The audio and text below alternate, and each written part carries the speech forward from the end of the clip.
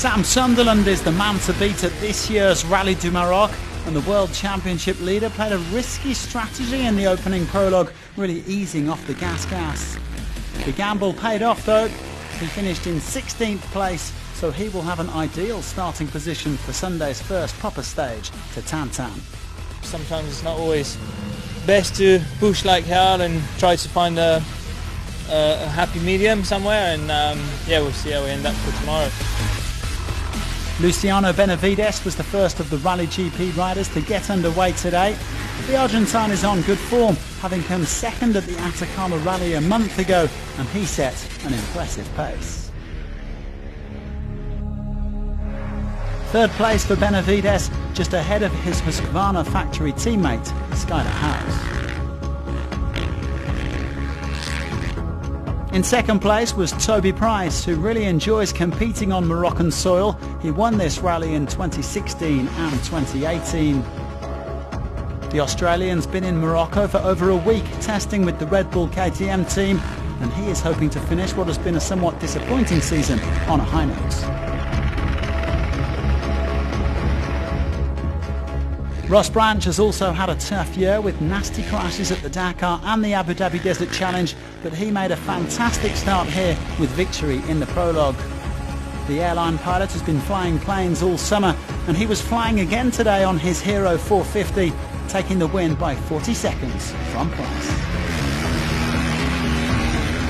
The track that I used to train at and ride here was exactly like we had today, so it was all working together, and I just had so much fun. You know, it was like a motocross track, and I was jumping around, and there's so many big berms, and just having a blast. So really happy with today.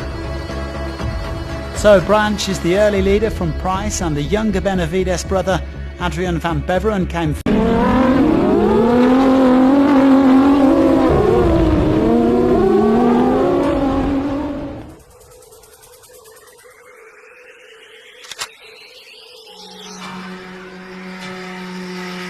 Audi have come to Morocco with the second evolution of their RSQ e-tron, but as they're running 2023 specs, they're not part of the official FIA classification. Stefan Peter Hansel, Carlos Sainz and Matthias Ekstrom are competing in a separate open class, but this is still a great opportunity to test themselves against the big guns ahead of the Dakar. Sebastian Loeb currently leads the World Championship by a solitary point from Nasser Al-Attiyah. The Frenchman only arrived in Agadir in the small hours of Saturday morning, but he didn't seem to be feeling the after effects of a short night's sleep. Third place today, 13 seconds off the pace. Yazid Al-Raji is 40 points behind Loeb and Al-Attiyah in the W2RC standings, and he'd love to close the gap here in Morocco.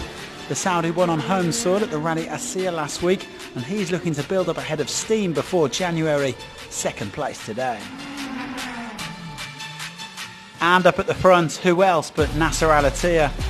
The Qatari has triumphed at this rally 6 times, while his co-driver, Mathieu Baumel, has won it 7 times. The Dakar winning duo will take some beating this week.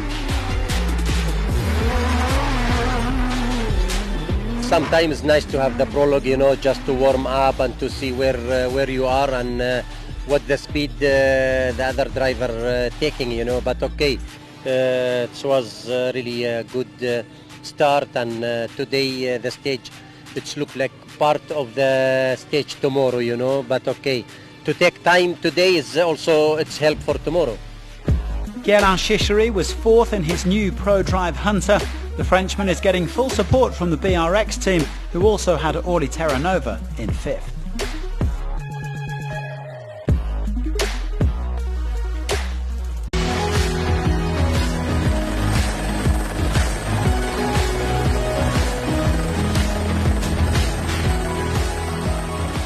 Chaleco Lopez has been dominant in the T3 class this year, winning the Dakar and the Abu Dhabi Desert Challenge. Consistency is the name of the game for the Chilean, who has a new co-driver in Oriol Mena. A comfortable enough start today in 3rd place. It's been a busy summer for Guillaume de Mevius. The G Rally team that he runs with his father and brother have taken over as the main performance tuner for the Red Bull OT3 team. The Belgian is still getting behind the wheel himself and put in a solid drive to come second. But leading the way was his teammate Seth Quintero, who was winning stages for fun at this year's Dakar. The young American starting as he means to go on and ripping through the prologue, finishing only 41 seconds behind the fastest T1 car. It's nice to get that 9-10 Ks out of the way to get you back in the mindset, so I'll definitely be ready for the next day and get back on the pace. Quintero drawing first blood in the T3s. Former biker Helder Rodriguez was fourth on his maiden outing with South Racing.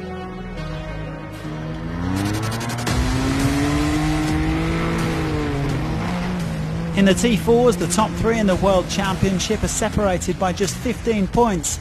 Maroc is currently running second, and he's keen to double up after victory in Abu Dhabi. He also won on home soil at Baja, Poland in September. Third place for him today. Here's a new face, Bruno Conti, the son of Rodrigo Lupi de Oliveira, who replaced his old man at the last minute. The 18-year-old Brazilian is a former national Bajas champion, and he looks like one to watch in second today. But the early pace setter was Rokas Pachuska, one of the men fighting with Goksal for the world title.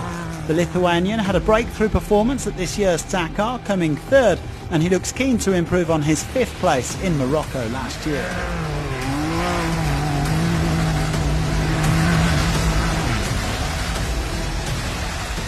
World Championship leader Austin Jones finished just outside the top five, but he's only 17 seconds back. Nicolas Cavigliasso, a former Dakar winner in the quads, came fourth.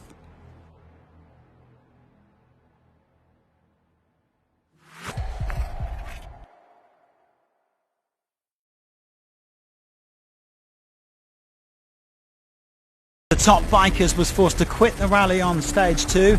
Joaquim Rodriguez, a stage winner at this year's Dakar, suffered clashes both yesterday and today. A swollen hand meant that he couldn't hold his hero properly, so he has decided to throw in the towel.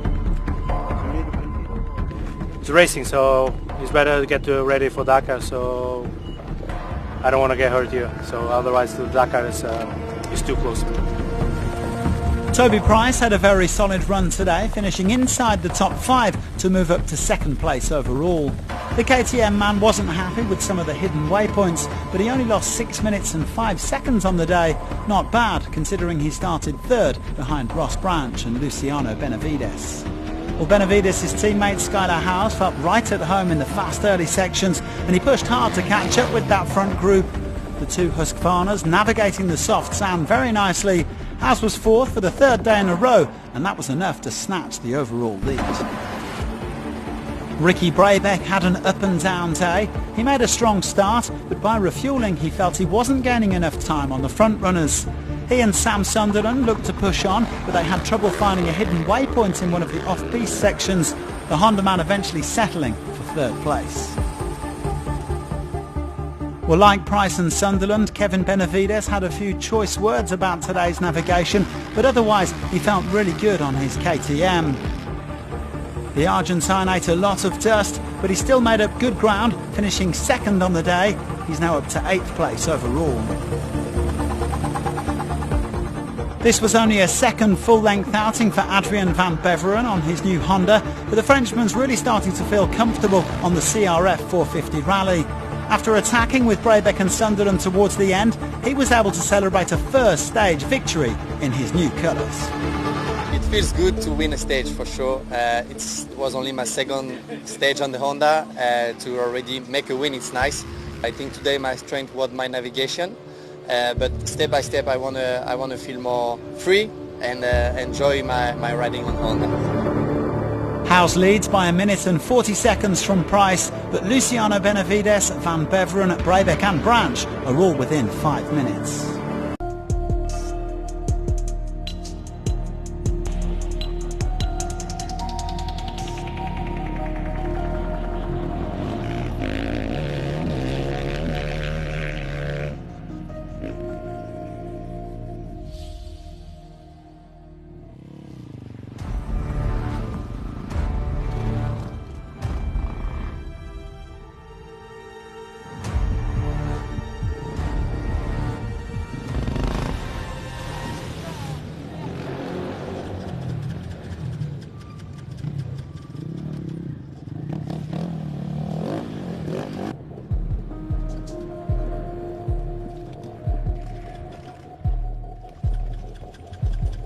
Ça démarre plus.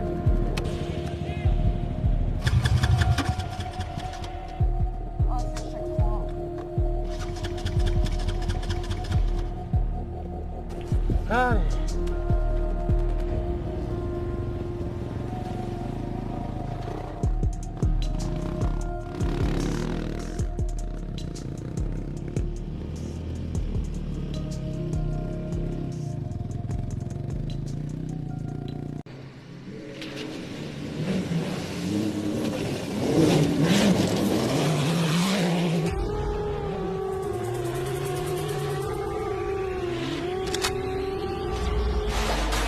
The fastest car on stage 1B was the Audi RSQ e-tron of Carlos Sainz. El Matador and his teammates aren't part of the official FIA standings, but they're off to a flying start. Matthias Ekstrom and Stefan Petterhansel were also among the top 7. We have a clean day, which is the most important thing with this new car. Proper stage, really difficult stage, everything in the stage, and yeah, happy with everything. It was set to be a rather thornier day for the World Championship contenders, none more so than Sébastien Loeb. The Frenchman had to change a broken wishbone after just 20 kilometres and went on to suffer 2 punctures. His misfortunes added up to over 20 minutes lost. We lost for sure a lot of time on this thing. Then we had another puncture, and then another puncture at the end. We finished without changing the wheel, but we lost, I think, more time than if we changed. So it's not the way we like to start the rallies, because we are already far behind now, and so it may be complicated for the rest of the rally. Guerlain Chichery has endured some frustrating years in Rally Raid, but having joined forces with BRX, he is determined to live up to his ambitions in the ProDrive Hunter. The Frenchman opened for 200k today and also suffered 2 punctures, but he still managed to come 4th. Jakub Brzezinski has a new wingman, Spanish biker turned co-driver Armand Monleon, who described it as an old friendship but a new partnership. The Pole admitted it's hard for his mini buggy to keep up with the 4-wheel drive cars since the new T1 Plus rules were introduced, but they had a clean run today, coming 3rd.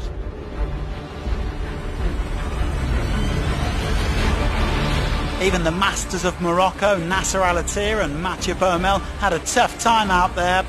The Qatari and the Frenchman also had 2 punctures and some trouble opening the rim at one point. Despite leading for most of the stage, they had to settle for 2nd place, slipping to 2nd overall.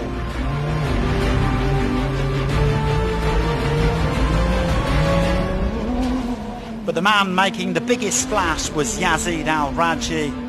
The Saudi did suffer 1 puncture, but he really pushed over the final 80 kilometres. He was almost 3 minutes down on Al-Attiyah at one point, and he finished 3 minutes ahead of him to claim victory in the FIA class. Now he'll be thinking about closing the gap to Loeb in the World Championship standings. Sure, it's a tough day for everybody. Not easy also navigation and stony. We have 1 puncture, and in the end we attack in the last 80k, and tomorrow open, and sure is difficult, but we try our best also tomorrow to keep the lead. Orly Terranova also had a few problems on a tough day all round, but he brought his ProDrive Hunter home inside the top.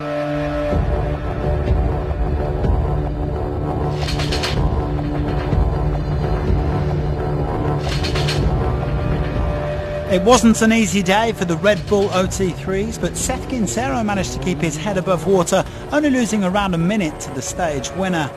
The American suffered a slow puncture early on, so he decided to ease off a bit, eventually coming home 3rd. He hopes to have a bit more fun tomorrow. Helder Rodriguez will be a familiar name to many Rally Raid fans after 2 podium finishes on a bike at the Dakar. The man from Portugal is now behind the wheel of a next-generation South Racing Can-Am, and he's clearly a fast learner. 2nd place today, he's 3rd overall. But Chaleco Lopez was out to remind everybody who's boss in the first full-length outing of this Rally du Maroc. The Dakar and Abu Dhabi winner was battling with Quintero and Rodriguez all day, and he eventually came out on top. He goes to the summit of the leaderboard, and it's never easy to knock him off top spots.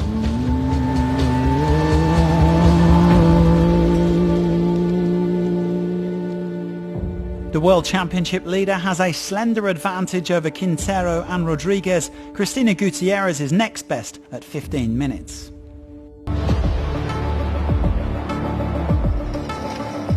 Austin Jones had a nightmare day in the T4s, losing four-wheel drive, getting lost and being swallowed by the soft sand.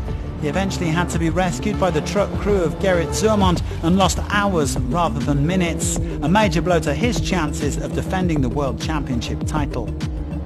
Now, Lucas Del Rio isn't your average rally raid driver.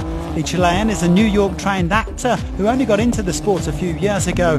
But with help from compatriots like Chaleco Lopez, he has come on leaps and bounds, completing his maiden Dakar in January. Third place for him today. Rokas Pachuska described this as perhaps his toughest ever day in a car, but despite issues with the steering arm, the brake discs and punctures, the Lithuanian still came second. He's determined to keep fighting for the World Championship crown, especially with Jones losing any chance of a good result overall.